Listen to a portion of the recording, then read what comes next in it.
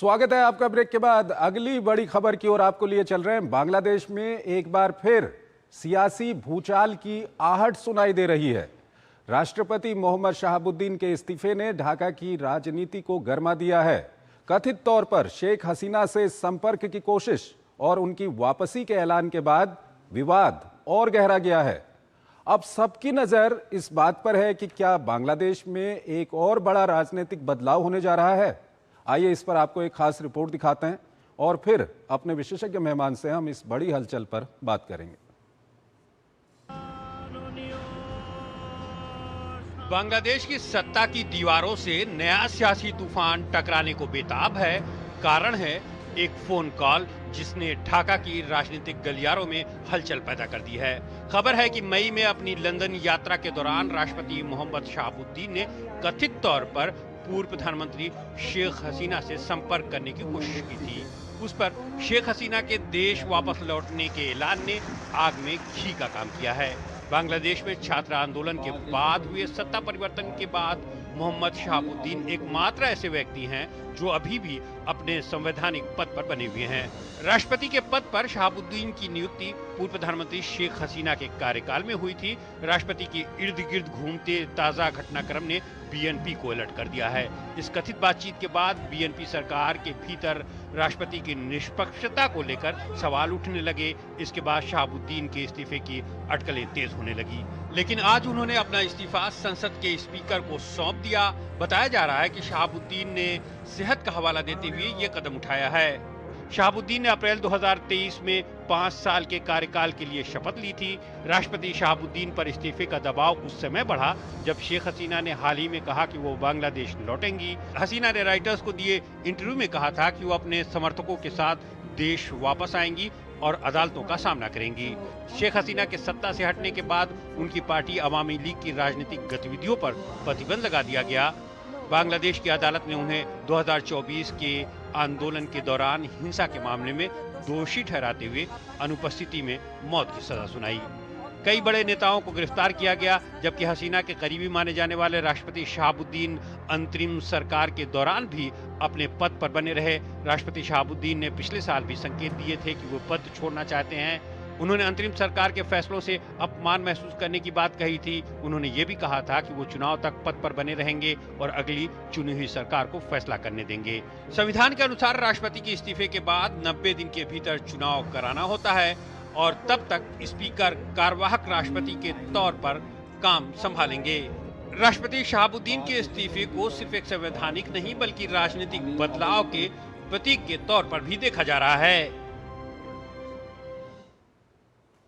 सुशील कुमार सिंघल हमारे साथ जुड़े हुए हैं, फॉर्मर सीनियर डिप्लोमेट हैं, विदेशी मामलों के जानकार हैं, उनसे हम जानेंगे। सिंघल साहब, बांग्लादेश में ये क्या कुछ हो रहा है? ये देखिए, ये डेवलपमेंट जो हुआ है, ये जो एक तरीके से ये आगे जो क्या होने वाला है उसकी संभावना क्या है, किस दिशा में बांग्लादेश की राजनीति मोड़ लेगी, उसका एक उदाहरण है मेरे विचार से। क्योंकि सबको मालूम है कि प्रेसिडेंट शहाबुद्दीन जो पूर्व प्रधानमंत्री हैं शेख हसीना, उनके बहुत क्लोज हैं और जैसा कि अब कहा जा रहा है कि उन्होंने शायद बातचीत भी की है, इससे उनके ऊपर प्रेशर बहुत बढ़ा, जैसा कि आपने अपनी रिपोर्ट में ही बताया। अंतरिम जब मोहम्मद यूनुस की अंतरिम सरकार थी, उस समय भी उनके ऊपर दबाव डाला गया था, कोशिश की गई थी कि वो रिजाइन करें, लेकिन उस समय उन्होंने उसको प्रेशर को झेला और जो है रिजाइन करने से मना कर दिया था, जैसे वहां की रिपोर्ट भी आती है उसके बारे में। लेकिन अब जिस तरह से उन्होंने रिजाइन किया है, तो क्योंकि एक तो क्या है कि वहाँ बीएनपी की गवर्नमेंट है जिसको जो है जनता का समर्थन है, क्योंकि उनको इलेक्शन में वो जीत करके आए हैं। और जिस प्रधानमंत्री जो पूर्व प्रधानमंत्री शेख हसीना ने अनाउंस किया है कि मैं वापस आऊंगी अपने सहयोगियों के साथ में और अदालत का सामना करूंगी, जबकि जब अंतरिम सरकार थी उस समय उन्होंने कोई इस तरह की कोई इच्छा जाहिर नहीं की थी। तो इससे दिखता है कि उनको लग रहा है कि उनकी जो पॉलिटिकल सिचुएशन है, स्ट्रेंथ है, वो अब जो है ज्यादा महत्वपूर्ण हो गई है, ज्यादा बढ़ गई है, जब बीएनपी की वहां पे सरकार वहां पे आ गई है।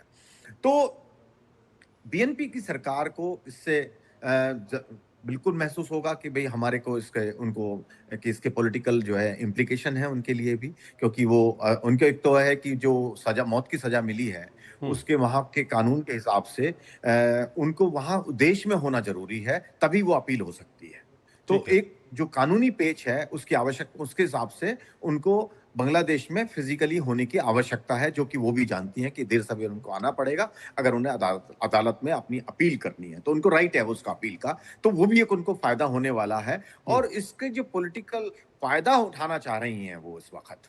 तो पीएनपी की सरकार जो है वो कोशिश ये कर रही है कि जो शेख हसीना का समर्थन है वो कम से कम वहाँ पर हो और हम्म। वो नहीं चाहेंगे कि वहाँ के जो राष्ट्रपति इस वक़्त हैं, वो उनके करीबी शेख हसीना के करीबी रहें, वो हम्म। करीबी लोग रहें। अब नए जैसा कि आपने कहा कि वहाँ स्पीकर बनेंगे और 90 दिन के अंदर इलेक्शन होंगे। बहुत मेरे ख्याल से साफ दिख रहा है कि जो बीएनपी के समर्थक हैं, वो उनके जो नॉमिनेटेड होंगे, उनको संभावना है कि उनके वो राष्ट्रपति बने, ताकि वो संवैधानिक रूप से बीएनपी की पोजीशन जो है स्ट्रांग हो जाए। सर, तो यहाँ पर ये एक मुझे बहुत सवाल यह आता है कि जब जो बांग्लादेश के कानून के हिसाब से सजा याफ्ता शेख हसीना हैं, वो जब वापस जाएंगी बांग्लादेश में, तो क्या वो बीएनपी की सरकार के लिए कोई परेशानी वहाँ पर खड़ी कर सकती हैं? किस तरह का उनका अभी वहाँ पर समर्थन है? देखिए, बात ये है कि अ, लोग कह रहे हैं कि भई वहाँ बैन हो गई है अवामी लीग, तो उनका कोई वजूद नहीं रह गया है। हम्म। हमें यहाँ लोग वो भूल जाते हैं कि अवामी लीग की सरकार रही है वहाँ, 15 साल से सरकार थी और अवामी लीग पार्टी है जिसने बांग्लादेश को आज़ादी दिलाई थी। तो उनकी जो पकड़ है वहाँ पर, जनता में जो पकड़ है वो बहुत तेज़ पकड़ है, बहुत स्ट्रॉन्ग पकड़ है। बैन लगाने से वो पकड़ खत्म नहीं हो जाती। हम्म। और हम देख भी रहे हैं कि जब से बीएनपी की सरकार आई है, बल्कि उससे पहले भी, कि ऑफिस खोलने की कोशिश की है और वहाँ पर जो आंदोलन भी हो रहे हैं, तो वो दिखा रहा है कि अवामी लीग पार्टी की पकड़ आम जनता में अभी भी है। हम्म। अब ये परसेंटेज तो मैं नहीं कहूँगा कि कितने परसेंट है, लेकिन पकड़ उनकी है। जी। तो बीएनपी की सरकार को ठीक है। सिंघल बिल्कुल साहब। पॉलिटिकल उन्हें दिख रहा है कि क्राइसिस पैदा हो सकता है। सिंघल साहब, बहुत बहुत शुक्रिया आपका, आप हमारे इस कार्यक्रम में जुड़े और दोनों ही विषयों पर आपने अपना महत्वपूर्ण विश्लेषण हमारे दर्शकों के सामने रखा। इसी के साथ अंतर्राष्ट्रीय खबरों के हमारे इस खास कार्यक्रम को हम यहीं पर समाप्त करते हैं, लेकिन जाते जाते आपको छोड़ जाते हैं आज की कुछ और बड़ी और महत्वपूर्ण अंतर्राष्ट्रीय खबरों के